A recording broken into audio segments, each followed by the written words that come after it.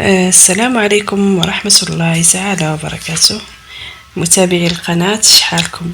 ياك لاباس؟ ياك على خير؟ أهلا وسهلا بكم معنا الليلة في حلقة جديدة بعد طول غياب على القناة. وفي هذه الحلقة لاهي نتكلموا عن معاني وشرح المثل الحساني اللي يقول طيحت والعرب. إن شاء الله نتمنى الحلقة تنال إعجابكم وتفضلوا معي.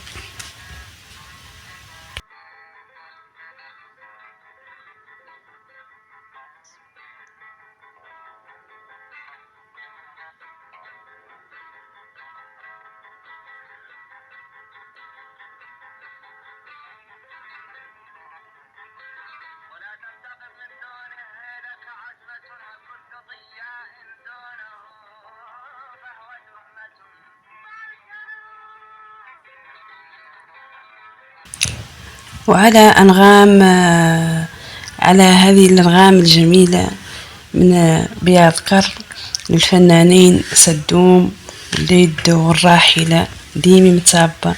لاهي نبدأ حلقة الليلة ومثل طيحس والعرب. مجتمع البيضان كان مقسم على 4 فيات، وكل فية قائمة بمهمتها البناء ذا المجتمع البدوي. كانوا العرب اللي هم حملة السلاح والتيسير واللسان الفصيح، ومنهم الزعامة والأمراء، وكانوا من الزوايا، وهم هم الفقهاء والعلماء، أهل القلم والدواية. دورهم هو السهر على تعليم الأجيال وقرايتهم وتكوينهم بلا مقابل. وخالق مولي أهل الصناعة التقليدية يعدلوا الخالق من شي ينتكل فيه وينشرب ويقوم ويلتبس وينقرأ وينكتب فيه ويحارب ويخيط ويرتقع بيه ويظلل ويذف به، وذا كامل يعدلوه بيديهم وبدون مقابل.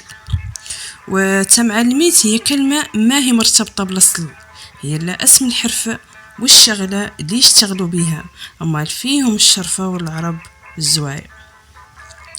وخالق مولي ناس ثانية دورها تربية المواشي والعس عليها من المغدة ومن البخانيس، وتلوادها للربيع والخضار والنعم والمناهيل، ولا يكفاو ولا يخلصوا.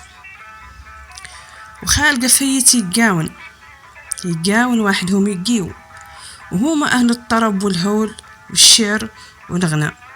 دورهم هو الحفاظ على التراث والتاريخ، وقواموا بأشعارهم وبغناهم والتبليغ والتحسيس بالطاريات والجاريات.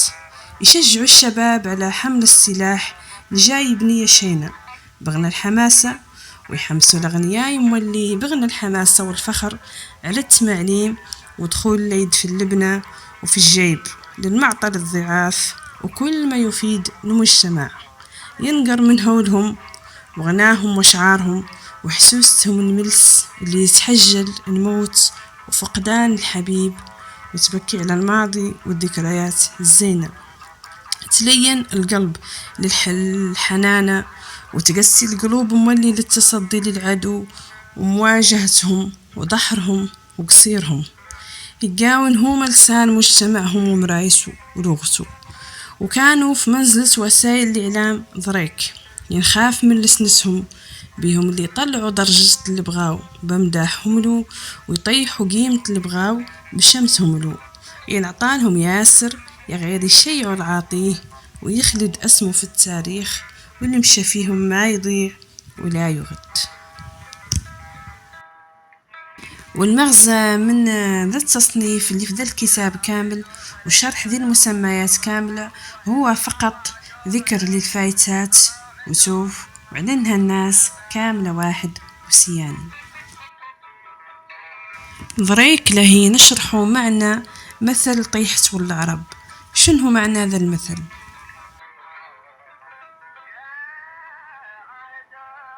معنى مثل طيحت والعرب لأنه العربي يبغي يتموا دراريع ولا زينات، يقلبهم ويجرق شاطو ونعايلو جدادات وشروط زينين اللي هما البيت والتباكة والديرة.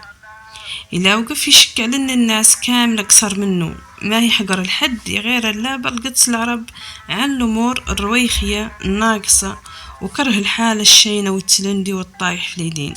والعربي ما هو لا يطيح ولا طاح لا طيحت ولا عرب.